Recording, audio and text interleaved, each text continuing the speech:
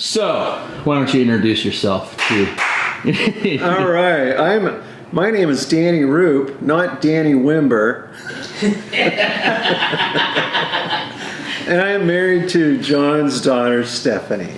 Okay, so for our listeners, could you start us off by letting us know what was it like when you joined the Duck Dynasty television... Oh, sorry, wrong question. My bad. Where are those? Hold on. I love their duck collars. I use them all the time. Real question.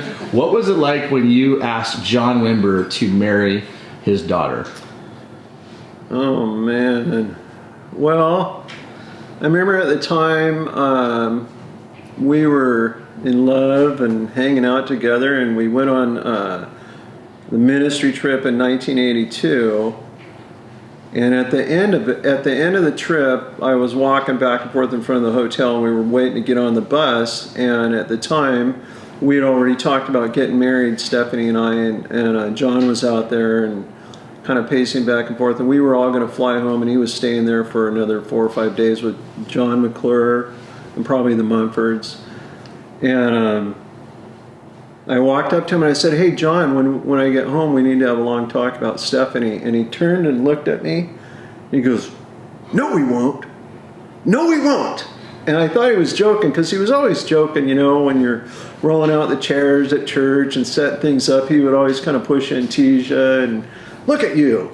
You don't even have shoes on. You can't come into my church like that," And I thought he was joking, and I got on the bus and I walked in and I sat down next to Stephanie and I looked out the window there, and he was talking to himself back and forth, and he was saying, "No, we won't. No, we won't." And I was like, oh my gosh, he's serious, So of course we go home, and it's the summertime, and I'm hanging out with Stephanie and her mom, and they had like 10,000 wedding magazines out on the kitchen table all the time, and they had this old church bench that had a seat that if you lift it up, you could store stuff in it, right? So we're at the kitchen table there, and John comes home from work one night, and they're, "Oh no, John's home," and they lift up the chair and start throwing everything in and slam down, and we all sit there, and John walks in and he goes, "Carol, what are you guys doing?" And they're, "Oh, John, we're nothing. We're just talking nothing." And he looked at Carol. He goes, "You're going to go to hell for lying." So that was like the start of this thing. And it was like I was so stressed out, because here he was, my pastor, right? And he went from being like my best friend, and I was like a shadow. I followed him around everywhere for 3 years too. I'm the enemy, right? I'm dating his daughter. And so... he was always super, super sweet and super, super kind, but he always just tried to avoid any contact. And as time went on, they were pushing me to talk to him, and I was getting more stressed out and more nervous. And you have to understand, just to sit next to him sometimes, he was such a big man and so intimidating. And it was almost like he had a huge head, and it was like I swear, it was just so intimidating. And finally, Carol looks at Stephanie and she says, "Well, if he's not going to go in there and talk to John, I don't think you should marry him." And I was just so irritated. I was like, oh my gosh. So anyway, I walked in there and sat down, and it was a Saturday night, talking about studying for your sermon in the morning. And I said, "Hey, John, how you doing?" And he was just kind of quiet and took off the glasses kind of thing and looked at me, and he said, "I'm doing good." I go, "What are you doing?" He goes, I'm reading about David's concubines." And I remember I just was like, oh man.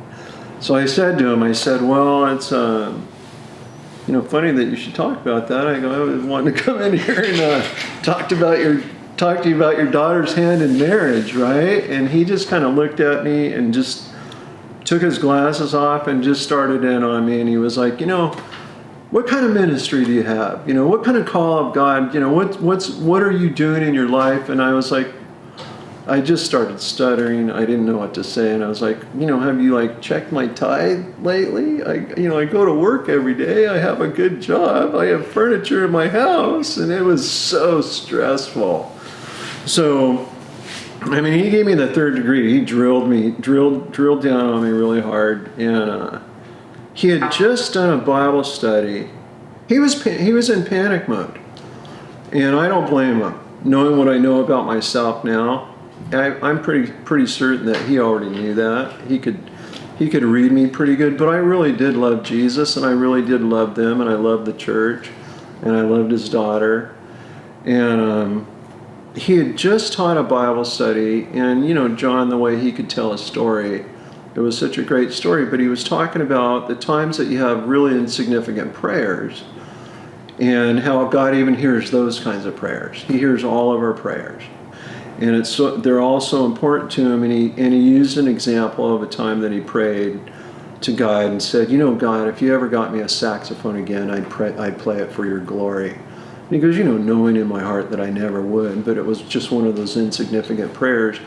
And he said, within a week, some guy, one of the old musicians that I used to play with, called me from New York and said, "Hey, Johnny, I just was by a music studio and I saw a saxophone, and I don't know why, but I bought it for you and I'm having it shipped out, And so, he was talking about how God had answered this little insignificant prayer, but how important it was to him. And like I said, the way that he told the story, it was so endearing. It was so endearing in how much God really, really loved him.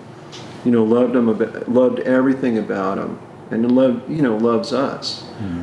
And so he starts talking, and he says, every time I walk by the closet that saxophone's in, I remember how much it means to me and how much God really, really does hear everything we pray. And so he's given me the hardest time working me over, and he's befuddled. He doesn't know what to say.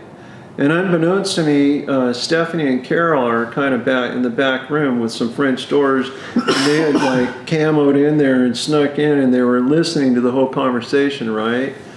And I didn't know what to say, and all of a sudden it just came to me, and I said, "John, you know how you love that saxophone?" And he goes, "Huh? What? Yeah, what about it?" And I go, "Well, Stephanie's my saxophone. She's my answer to prayer."